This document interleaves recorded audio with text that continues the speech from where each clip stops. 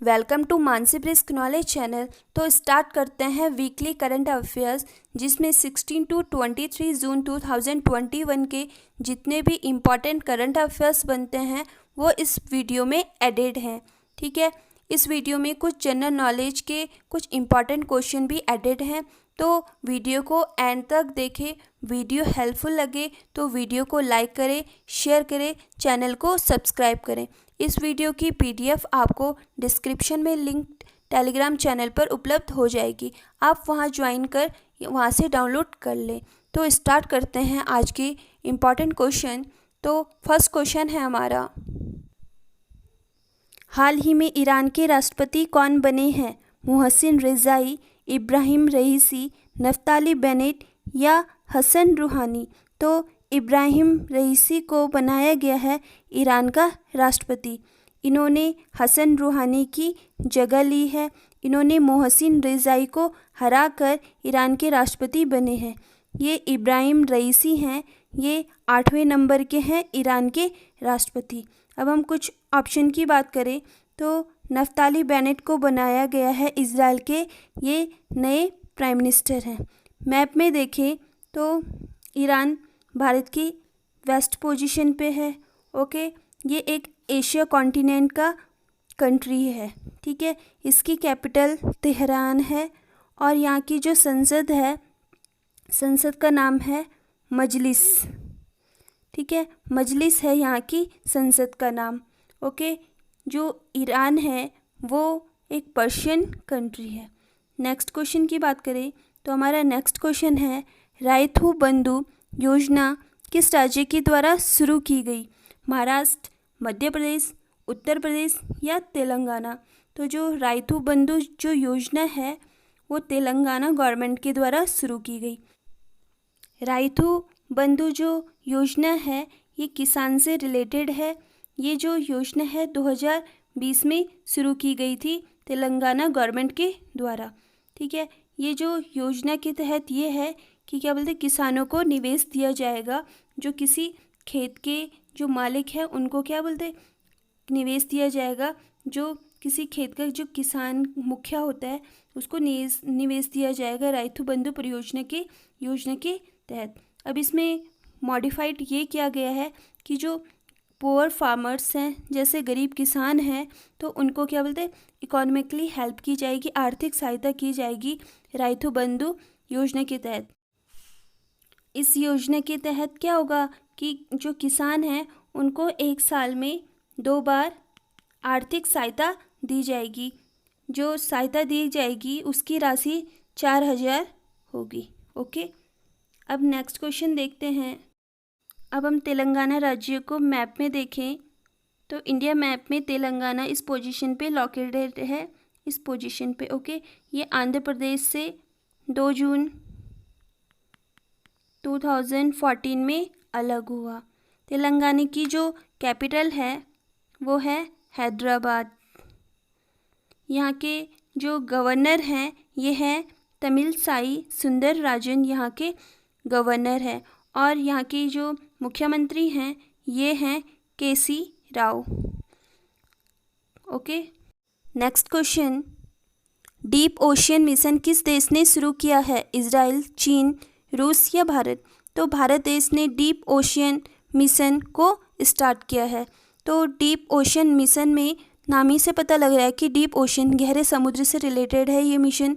ठीक है, तो इसका जो उद्देश्य है इस मिशन का कि जो गहरे समुद्र में जो संसाधन हैं उनको पता करने के लिए ये मिशन लॉन्च किया है इंडिया ने। ठीक है, अब इसके बारे में कुछ जान लेते हैं। तो डीप ओशियन जो मिशन है ये 5 सालों तक चलेगा।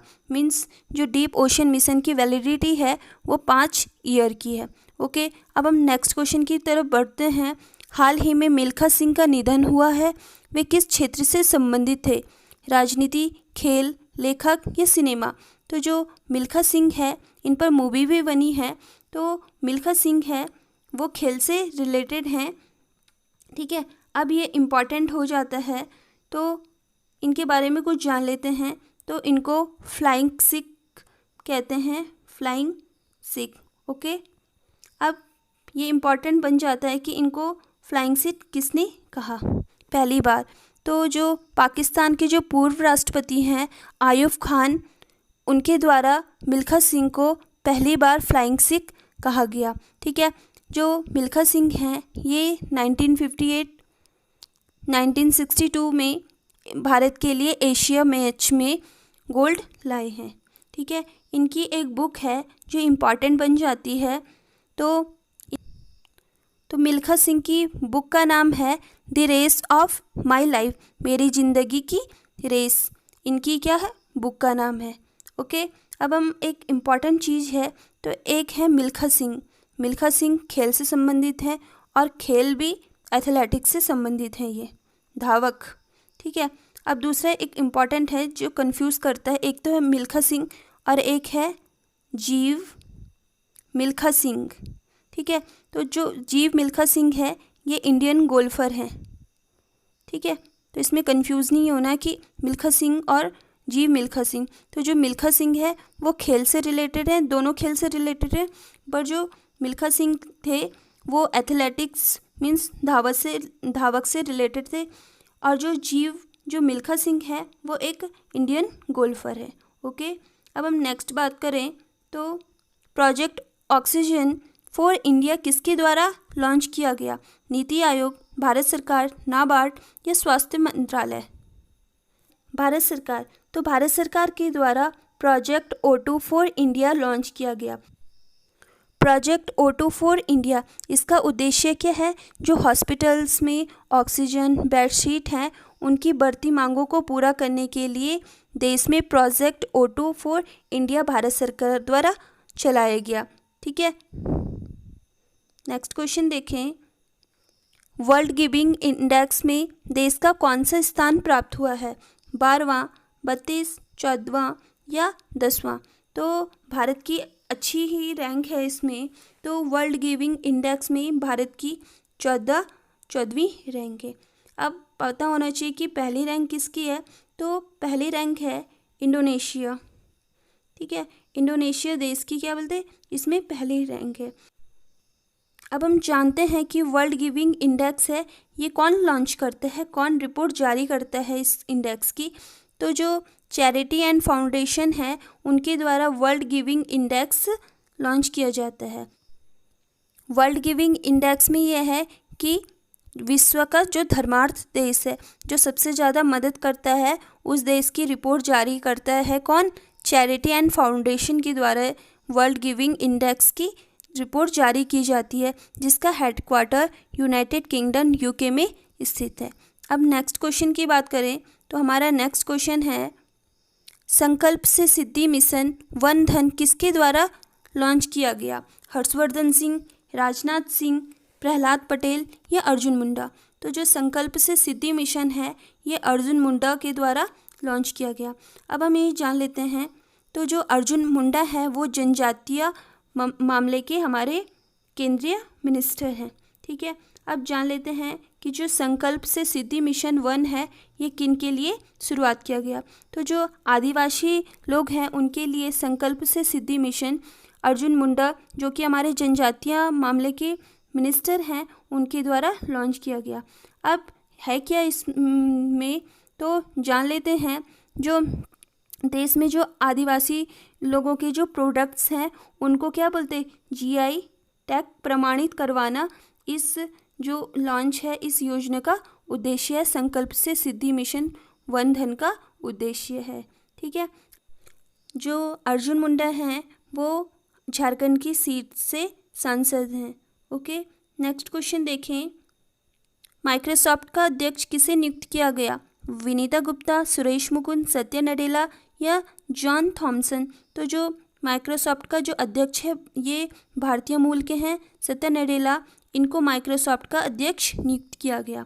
ठीक है, ये पहले माइक्रोसॉफ्ट के CEO थे सत्या नडेला। ठीक है, 2014 से।